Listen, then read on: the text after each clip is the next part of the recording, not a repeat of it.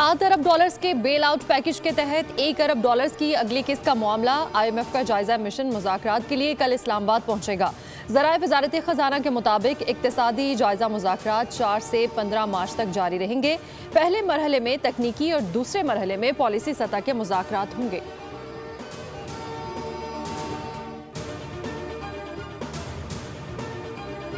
कराची में ट्रैफिक कवानीन की खिलाफ वर्जी करने वालों के खिलाफ क्रैकडाउन। ट्रैफिक पुलिस के मुताबिक हफ्ते के दौरान 35 मुकदमा दर्ज, 21,859 चलान किए गए। बगैर लाइसेंस गाड़ी चलाने पर 10 मुकदमा दर्ज किए। गफलत और लापरवाही से गाड़ी चलाने पर 8 मुकदमात और तजावुजात पर 17 मुकदमा दर्ज हुए।